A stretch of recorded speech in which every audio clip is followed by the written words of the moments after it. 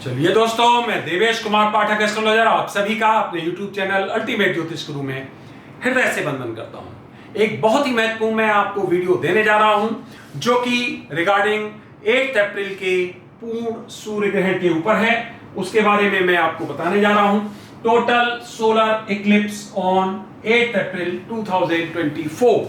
क्या परिस्थितियां यहां पर बनने वाली हैं, क्या इसके परिणाम होने वाले हैं, क्या वास्तव में ये खतरनाक है, क्या इंडिया में भी ये दिखाई देगा, ये कहां पर दिखाई देगा, क्या इसका महत्व है, ये सब कुछ मैं आपको इस वीडियो में बताने का प्रयास करूंगा। क्योंकि आप लोगों के कई मैसेजेस मेरे पास आ गए हैं और मैं भी इसके बारे में आपको वीडियो देने ही वाला था। तो आज उसका सबसे अच्छा है, क्योंकि आज से हम देख रहे हैं 8 अप्रैल बहुत ज्यादा दूर नहीं है, तो ये वीडियो देना आपके लिए बहुत ही महत्वपूर्ण है। हमने पहले वीडियो दिया है, अगर आपको याद हो, अभी थोड़े समय पहले, उसमें मैंने कई घटनाक्रम आपको बताए थे। आप देख रहे होंगे वो घटनाक्रम वैसे ही घटित हो रहे हैं। समुद्र बहुत बुरी तरह से प्रभावी है, समुद्र में हर तरह की घटनाक्रम हो रहा है, जो मैंने आपको बताया था। इसमें मैं आपको और महत्वपूर्ण डिटेल्स देने जा रहा हूं।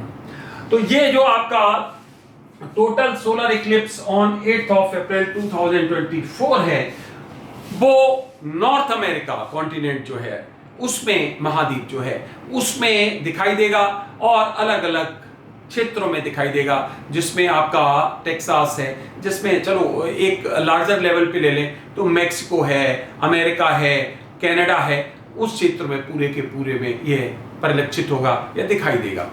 क्या उस समय प्लानिटरी पोजीशन रहने वाली है, क्या उसके प्रभाव होने वाले हैं, वो हम आपको यहाँ बताने जा रहे हैं। आगे बढ़ने से पहले चैनल सब्सक्राइब नहीं किया है तो चैनल सब्सक्राइब कर लीजिए, क्योंकि यहाँ पर मैं आपको महत्वपूर्ण वीडियोस देने का प्रयास करता हूँ। भविष्य में घटित होने वाली घटनाओं के बारे में पहले ही बताने का प्रयास करता हूँ, और आप देखते होंगे कि घटनाक्रम कुछ उसी तरह घटित होता पाया जाता है। ग्रुप्स में शेयर करिए और अगर कंटेंट्स अच्छे लगे तो लाइक भी करते रहिए। तो चलिए शुरू करते हैं। ये हमारा डलास टेक्सास 8 अप्रैल 2024 का चार्ट है, जहां पर हम देख सकते हैं कि 1:40 दोपहर को, पीएम जिसको आप कहते हो, वहां पर ये प्लानिटरी पोजीशन रहेगी। क्या क्या ये है, इसके बारे में सुनिए। देखिए, सूर्य ग्रहण पड़ रहा है तो सबसे पहले हमें सूर्य को देखना पड़ेगा। तो सूर्य यहां पाइसेस में है, जल तत्व राशि है। किसके साथ है? मून तो होना ही होना है। क्यों? क्योंकि मून और सन के कारण ही ये परिस्थितियां बनती। मैं बता देता हूं आपको, जो टोटल सोलर इक्लिप्स है वो फ्रीक्वेंटली नहीं होता है, काफी समय के बाद होता है और उसके प्रभाव ज्यादा दूरगामी होते हैं। क्यों ऐसा होता है बता देते हैं हम आपको। जैसे ये पृथ्वी है, ये मान लीजिए इसके ऊपर चंद्रमा आ गया, ये सूर्य है। तो अब मान लीजिए लाइटें सूर्य चल रही हैं, हम अगर इसके ऊपर करते हैं तो देखो यहां शेडो आने लगी है। बस यही होता है कि सूर्य के बीच में चंद्रमा आ जाता है, जिससे कि जो सोलर लाइट है वो हम तक नहीं पहुंच पाती है, हम उसे देख नहीं पाते हैं पर्टिकुलर एरिया में। उसी एरिया में उसको टोटल सोलर इक्लिप्स कहा जाता है। ये पूरी दुनिया में, इसका मतलब पूरी पृथ्वी पर नहीं घटित होता है। ध्यान रखिए, कुछ पर्टिकुलर क्षेत्र पे, क्योंकि लिमिटेड प्रभाव होते हैं उस शैडो के, जो कि चंद्रमा के द्वारा की जाती है या प्रभाव में आती है। अब होता क्यों है? क्योंकि कई लोगों के दिमाग में यह आता है कि चंद्रमा तो बहुत छोटा है, सूर्य तो बहुत बड़ा है, तो आखिर सूर्य को पूरी तरह से चंद्रमा ढक कैसे पाता है? तो इसका एक महत्वपूर्ण, बहुत ही साइंटिफिक और लॉजिकल जो आपके लिए जवाब है वो यह है कि चंद्रमा जो है वो सूर्य से डायमीटर में अगर देखें तो अराउंड 400 टाइम्स कम है। इसी तरह से अगर हम उसको दूसरी तरह से देखें दूरी के रूप में, तो वो सूर्य से लगभग 400 टाइम्स दूरी कम है पृथ्वी की तुलना में। पृथ्वी से जो दूरी सूर्य की है उसकी तुलना में उसकी दूरी 400 टाइम्स। तो क्या हो गया? वो रेशियो लगभग बन गया, एक प्रोपोर्शन बन गया। इसीलिए वो इसको पूरा का पूरा कवर कर पाता है और किसी पर्टिकुलर एरिया में कुछ समय के लिए पूर्ण सूर्य ग्रहण की परिस्थिति बन जाती है। तो ये जिसने भी बनाया, साइंटिफिकली बनाया, वो बहुत बड़ा इंजीनियर है। उसने एक एक चीज को ऐसे बनाया कि वो उसी तरह से घटित होती है और हम चकित हो जाते हैं कि ऐसा कैसे हो सकता है। तो ये तो हो गया घटनाक्रम के बीच में चंद्रमा आ गया, ऊपर से सूर्य की जो रेज हैं वो नहीं पृथ्वी तक पहुंची एक पर्टिकुलर एरिया में, और इसलिए उस एरिया में उसे पूर्ण सूर्य ग्रहण का नाम दिया गया। चलिए अब 9th हाउस, इसका मतलब अगर इससे लें तो यहां लग्नेश बना चंद्रमा। चंद्रमा वहीं सूर्य के साथ निश्चित तौर पे होगा क्योंकि वो इन्वॉल्व है, उसमें भी बताया मैंने, सूर्य और चंद्रमा पृथ्वी तीनों का प्रभाव। राहु भी वहीं पर रहने वाला है, राहु 21-25 पे है, इसका मतलब इन तीनों के डिग्री लगभग समान है। मून 25-24, सन 25-13, राहु 21-25। ये हमारी कैलकुलेशन का मतलब जो यहाँ सॉफ्टवेयर है उसकी कैलकुलेशन में थोड़ा बहुत अंतर हो सकता है। यहाँ तो ये डिग्रीज एक ही होंगी, तभी तो एक दूसरे की डिग्री समान हुए, तभी तो वो रोक पाएगा उसके प्रकाश को, चंद्रमा जो है सूर्य के प्रकाश को रोक पाएगा, तो एक ही डिग्री पर होंगे निश्चित तौर पर एक पर्टिकुलर प्लेस पर। तो ये परिस्थिति मून, सन और राहु की यहां पर बन गई। वीनस भी साथ पे 10-16 डिग्री पे, इसका मतलब 4 प्लैनेट एक ही स्थान पर हैं जल राशि में। चंद्रमा जो लग्नेश है वो एक जल राशि से दूसरी जल राशि में यहां पर मौजूद है। अब ध्यान से देखते हैं, सैटर्न और मार्स यहां पर एक्वेरियस में है, जिसको आप कुंभ कहते हो। ये सैटर्न की खुद की मूल त्रिकोण राशि भी है, और साथ में मार्स भी यहां मौजूद है 1852 पे। इसका मतलब इन दोनों की डिग्री लगभग एक ही है, 18 और 20, तो दोनों यहां प्रभावी हैं।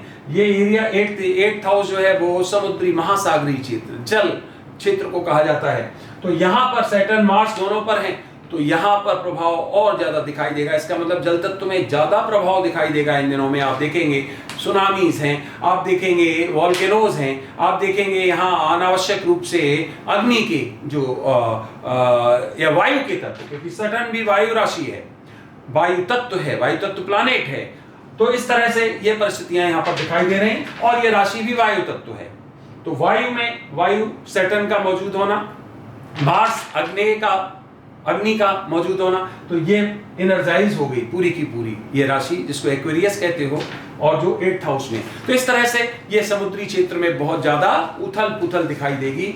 और आप देखेंगे अभी जो आज आया है जबरदस्त, जिसको आप कहते हो ट्रेमर्स और भूकंप आया है, खासकर ये ताइवान के क्षेत्र में आया है, बहुत बुरी परिस्थिति हुई है वहां पर। ये अभी और बढ़ेगा, इसका मतलब इसके जो आफ्टर इफेक्ट्स होंगे वो भी देखने को मिलेंगे, और समुद्र में कई तरह की, जिसको सुनामी कहते हो, उस तरह की परिस्थिति बनने वाली है।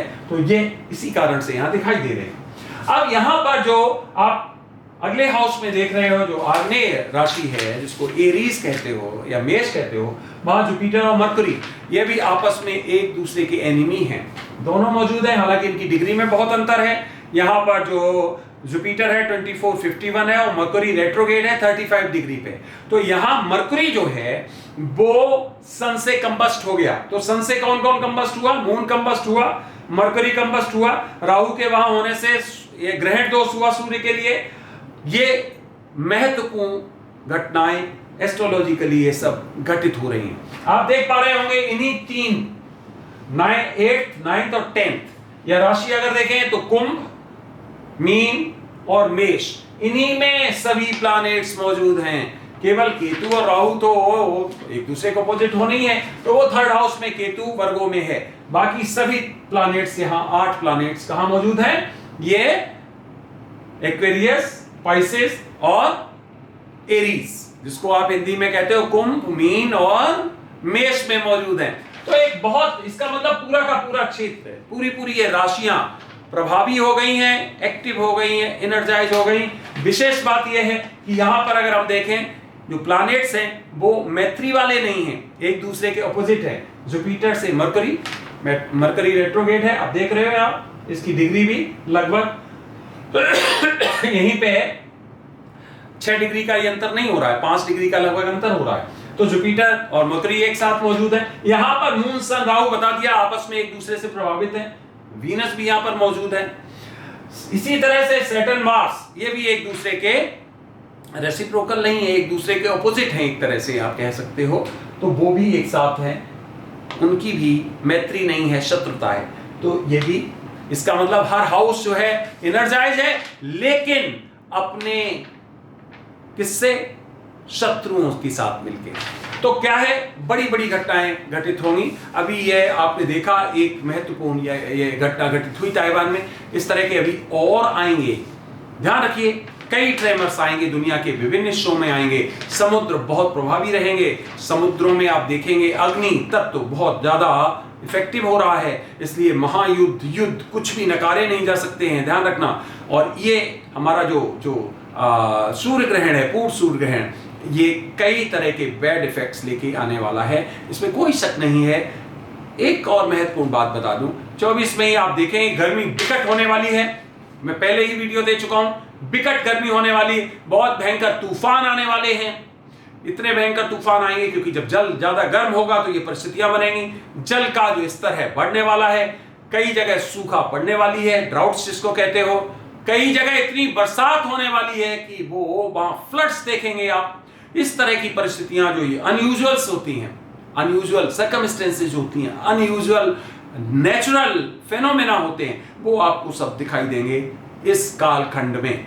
साथ ही साथ सूर्य पर जो विशेष तरह की घटनाएं घटित हो रही हैं, जो 12 साल में एक बार, आपको पता है, एक साइकिल चलता है, एक साइकिल होता है, उसके कारण भी फ्लेयर्स बहुत ज्यादा प्रभावित करने वाली हैं। विश्व के कई भागों में आप देखेंगे कि कई जो हमारे जो ट्रांसमीटर्स हैं, कई हमारे जो पावर की जिसको ताप विद्युत योजनाएं कह रहे हो, उन पर प्रभाव पड़ रहा है, कई तरह के और भी प्रभाव पड़ रहे हैं और हम एक तरह से उबल रहे हैं, बॉयल हो रहे हैं। इस तरह की परिस्थितियां आपके सामने आएंगी। याद करिए, हमने 3-4 साल पहले वीडियो आपको दिया था कि इसमें प्राकृतिक बहुत जबरदस्त जो है घटनाएं घटित होने वाली हैं, जिसमें सूर्य को बताया था महत्वपूर्ण रोल अदा करने वाला है। तो ये आने वाला समय आप देखेंगे कि सूर्य के कारण बहुत यहां पर नुकसान होने वाले हैं।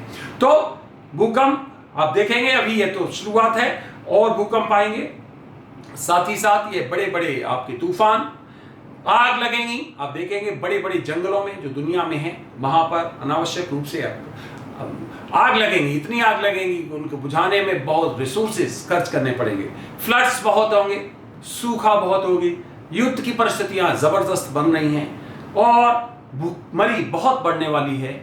ये सब कुछ घटित होगा केवल इसके कारण नहीं, ग्रहण के कारण। ये तो एक साइंटिफिक घटना है, ठीक है, लेकिन कालखंड ही ऐसा चल रहा है कि जो बुरा कालखंड चलता है तो कोई भी प्राकृतिक छोटी से छोटी घटना उसको एडप्ट कर देती है, उसमें और ज्यादा दुष्प्रभाव डाल देती है। बस वही मान के चलिए कि इस तरह की परिस्थितियां बढ़ने वाली हैं और इस दुनिया में वो कुछ होने वाला है जिससे हमें और ज्यादा त्रासदी दिखाई देगी और ज्यादा भय व्याप्त होगा। आपको आप देख पा रहे होंगे, मैं बहुत खतरनाक वीडियोस अब नहीं देता हूं।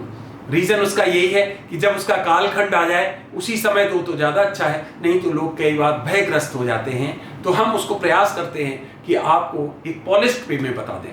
तो ये कालखंड अच्छा नहीं है, नहीं है, नहीं है। 2029 तक मैं आज नहीं, मैं पिछले 5 साल से आपको यही कह रहा हूं कि ये कालखंड अच्छा नहीं है और इसमें छोटी सी भी जो परिस्थिति आपकी प्राकृतिक बनेगी वो यहाँ पर मल्टीप्लाई करेगी। ध्यान रखना, क्योंकि ये समुद्र के जो स्तर हैं वो बढ़ने वाले हैं। जैसा बताया आपको, बहुत हजारों साल पुरानी जो आइस है वो मेल्ट होने वाली है, चाहे वो आपका अंटार्कटिका पे जाइए, चाहे ग्रीनलैंड पे जाइए, चाहे कुछ और क्षेत्रों जहाँ जहाँ ये मौजूद है जो हमारी पृथ्वी के पूरे पर्यावरण को ठीक रख पाती है, ये सब कुछ घटित होने जा रहा है और हम एक दर्शक की तरह देख रहे हैं। रीजन, कोई जिम्मेदारी से आगे बढ़ना नहीं चाहता है। युद्धों से, दूसरे की जमीन कब्जाने से, दूसरों को सताने से, अपने ईगो को ऊपर रखने से किसी को फुर्सत नहीं है। दुनिया की किसी को चिंता नहीं है और ये दुनिया वास्तव में एक अंधेरे की तरफ जा रही है, एक विनाश की ओर जा रही है। बस केवल दुख इस बात का होता है कि हम जिंदा होते हुए भी मरे हुए की तरह सब कुछ देख रहे हैं, इनएक्टिव हैं, हमारे बस का कुछ भी नहीं है। क्या किया जाए?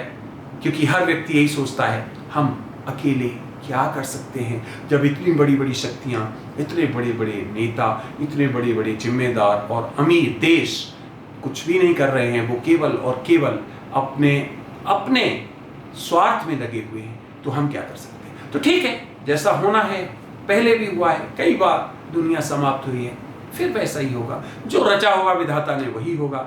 आप लोग बिल्कुल भयग्रस्त मत होइए, क्योंकि विधि का विधान कोई नहीं टाल सकता है। आप सभी ने अपना अमूल्य समय दिया, उसके लिए बहुत बहुत धन्यवाद। इसके बारे में और भी वीडियोस में आपको दूंगा। हो सकता है कुछ विवेचन अभी बाकी हों, उनके बारे में मैं आपको जरूर बताऊंगा। यह शनि की तीसरी दृष्टि नीच की आ रही है, क्योंकि एरीज है, क्योंकि अग्नि तत्व है। साथ ही साथ हम और भी आपको कुछ महत्वपूर्ण बताएंगे डिटेल्स, अगर आगे जरूरी हुआ तो इसका मतलब है कि अभी और इस तरह की घटनाओं के लिए तैयार रहिए। बड़ी सुनामी, बड़े लोग, जहां पर कई लोग, अब उनको रिपीट नहीं करूंगा, आप समझ गए होंगे सब कुछ मैंने जो कुछ बताया। आप सभी को मेरी तरफ से ओम नमः शिवाय, नमस्कार।